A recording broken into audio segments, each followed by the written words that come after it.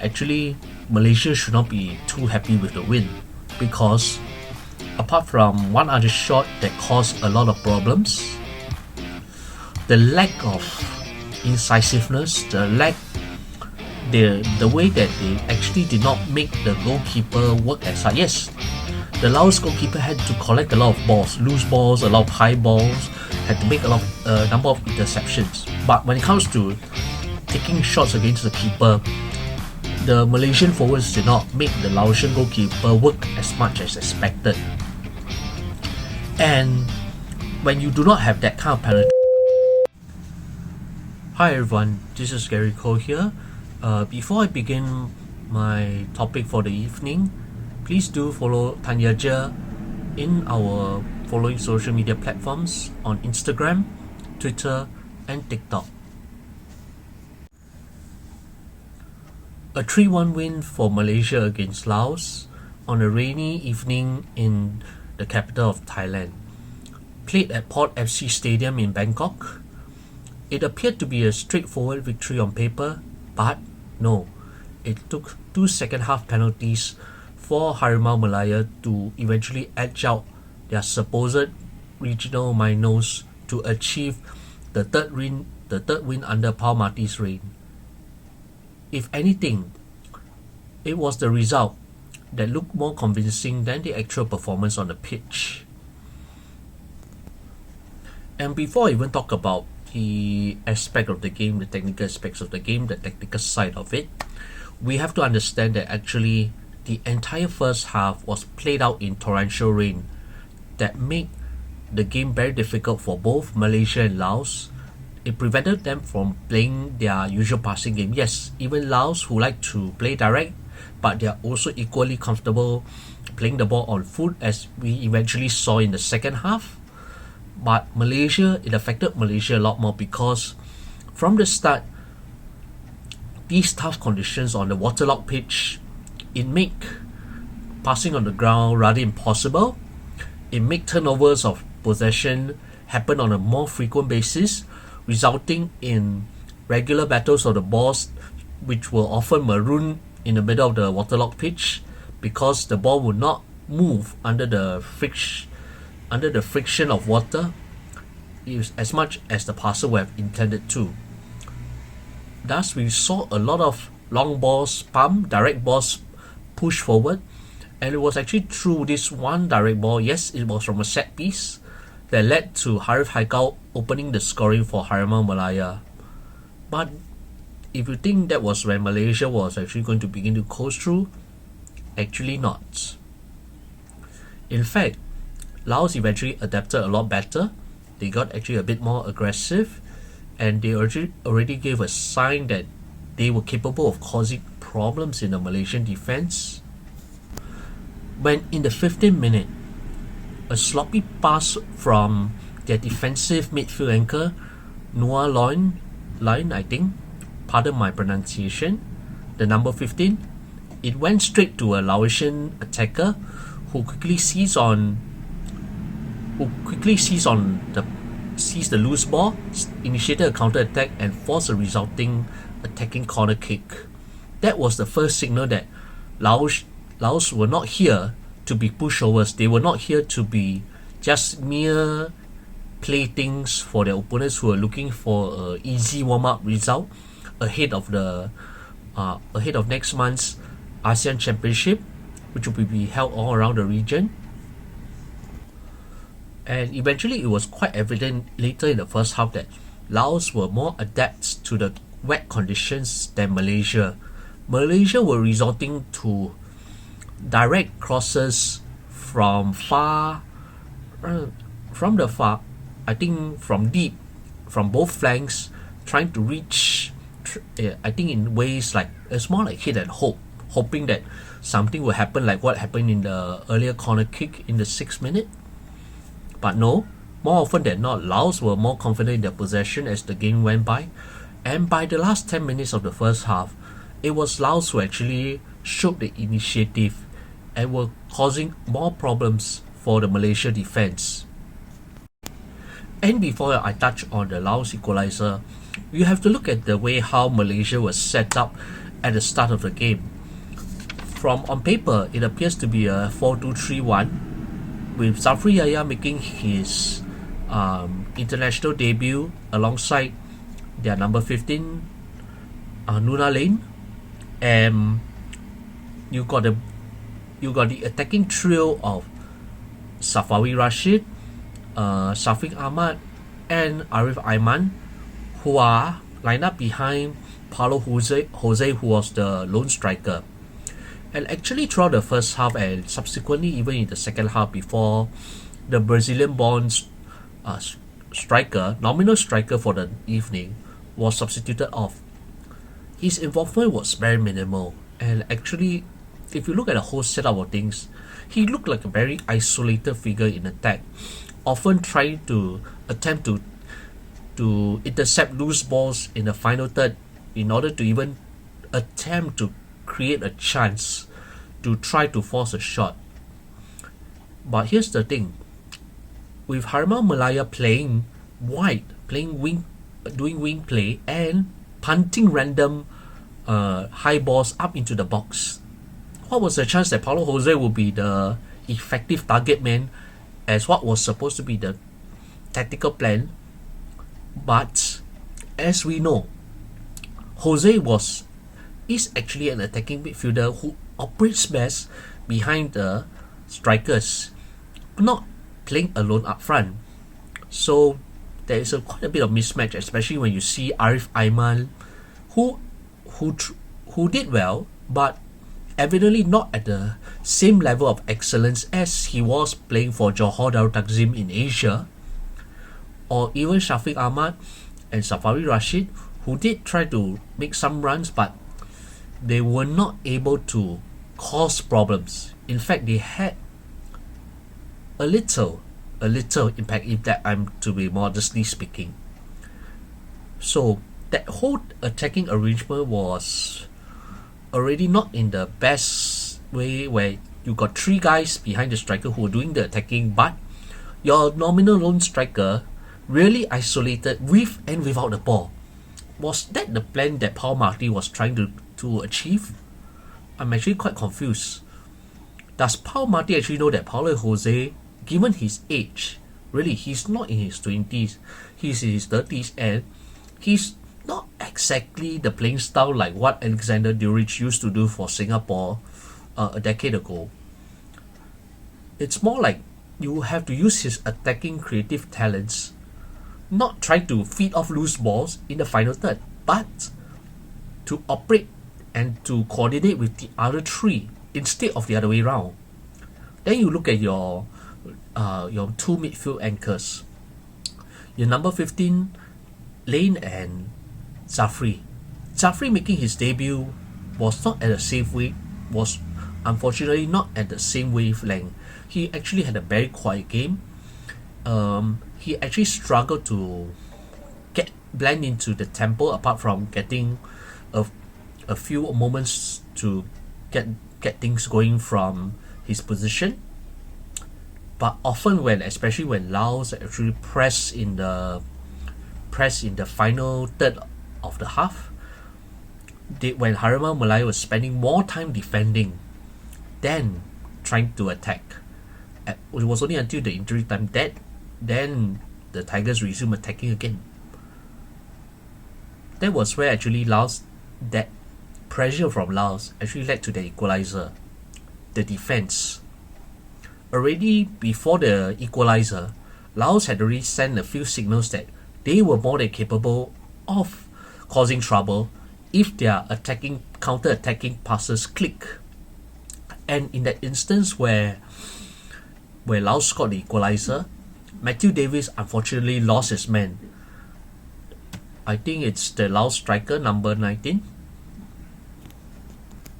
Sorry, it's the Laos jersey number 9 guy. He lost his man, and all he had to do, the Laotian striker had to do, is to run straight and score past Shihan Nazmi in a one-on-one situation. Not even the experience and tenacity of the captain of the evening, Dion Kus, was able to prevent this from occurring. It says a lot, especially when even in the recent friendlies under Pau Marti, particularly against New Zealand, where Malaysia showed their vulnerability, especially when they were overrun from the flanks. And it really didn't help that Malaysia were really ineffective in attack after the opening goal. When it came to having chances on the ground, there were some, but their profligacy, they were profligate in attack. They were, in fact, in the first half, based on the statistics that were shown, they only had 2 out of 10 shots on target in the first half. And they did really struggle to get things going, as I have mentioned earlier. That actually took a change in the second half. Well, there was some improvement in the second half after Zafri was taken out for Sergio Aguero, and that was when there was more impetus by Malaysia, as they were the ones taking the initiative compared to what had happened in the first half. And that led to more penetrative runs that led to 2 penalties, rather decisive penalties actually, when like almost the first half they were depending a lot on wing play but had more initiative as Laos began to retreat more in the second half. Still, successful penalty conversions from substitutes, Stuart Wilkin and Sergio Aguero aside, Malaysia still had a number of shots, but none of them, even if on target, I think only one did really test the Laotian goalkeeper. And that should be a concern because you're playing against regional minors. They are much weaker than you. They did give a heck of a fight, especially in the last 10 minutes, 15 minutes of the first half. And they were still equally tenacious, and their pressing, they had some physicality to it in the first 15 minutes or 20 minutes of the second half. It took later in the game for Malaysia to have complete control, and it helped that conditions had already improved a lot by then for Malaysia to be able to resume playing their regular passing game on the ground, to mix around the passes with short passing, quick movement of the ball on the ball, to quick diagonal passes to the wingers, and particularly later on when you see very good build-up play from either flank, whether it was actually ironically not Arif Aiman, but I think, if I'm not wrong, later on actually when on the right flank you had Matthew Davis and I think it was Safawi, and that was very late in the first half, and later on it was substitutes Daniel Ting and Fazru. Let me check. Fazru Amir. They were actually causing a lot of problems on the 2 sides, particularly on the left towards the end of the game.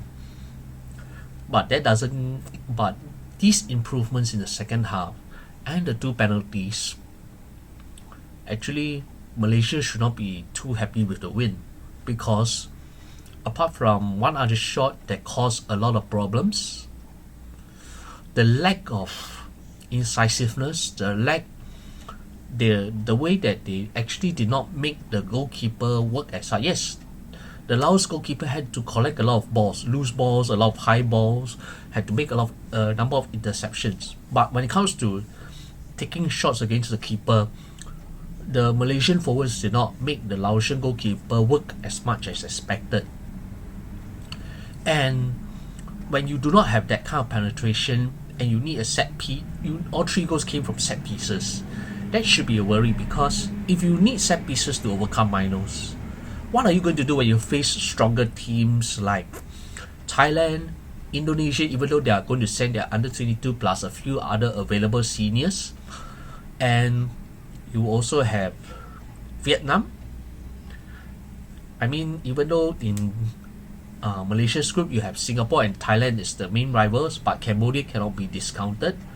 But still, if you can only score set piece goals against my nose, you have to be worried because warm-ups are an opportunity for Pau Marti to actually look at devise his strategy, look at a few tweaks in formations, look at what is the best attack to put forward, and to think of alternatives, especially in the unlikely event that GDT will not release all their players for the upcoming ASEAN Championship.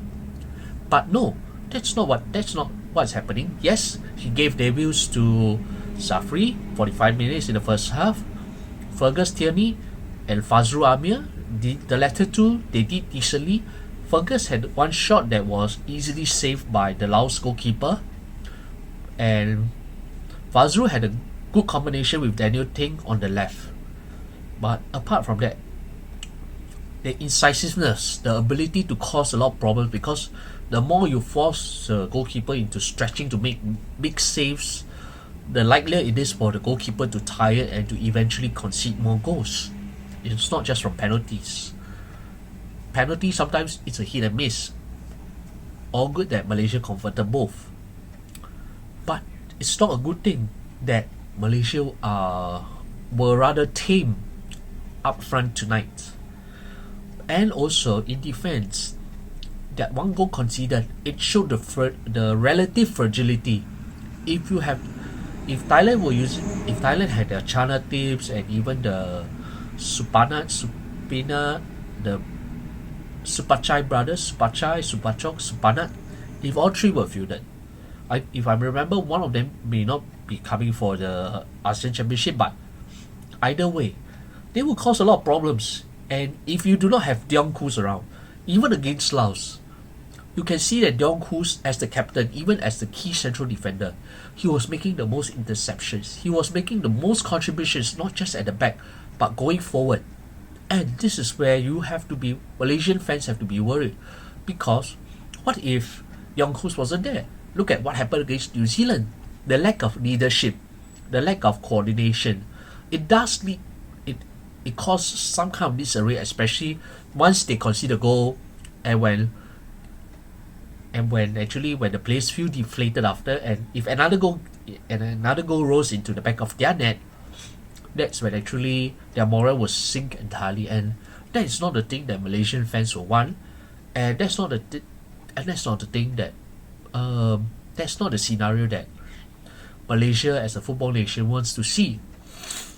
So I think looking back at it, there's plenty of work for Pau Marti to do. Yes, he has done okay with 3 wins in 4 games, minus that official 4-0 loss to New Zealand. But they aren't that convincing enough. Harimau Malaya as a team, they have not shown that they are more than ready to seize a place in the semi-finals of the ASEAN Championship yet. Yes, I know, warm-ups, there are still things, and the coach will say that they are still building up in the event, they are still looking at various options. But the lack of incisiveness in attack is a major worry. If you cannot force the Laos goalkeeper to make a lot of saves, what chance you have when you face Thailand, Singapore, perhaps even though Singapore goalkeepers are now a lot weaker compared to Lionel Lewis and Hassan Sanis, or even Cambodia? That is something, that's food for thought. How is Pau Marti going to shape the team up in his own image and to be able to pierce through defenses, given the wealth of talent he has on his team? If Arif Aiman is not available, who is going to deputize for Arif?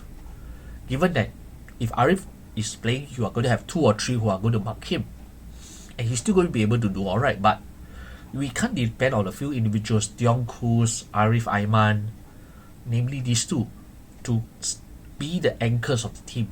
Everyone has to step up, and that's where I think Harimau Malaya really, they have plenty of work to do. The next friendly against India, and I think before their first game of the ASEAN Championship. That's it, guys. Have a good evening.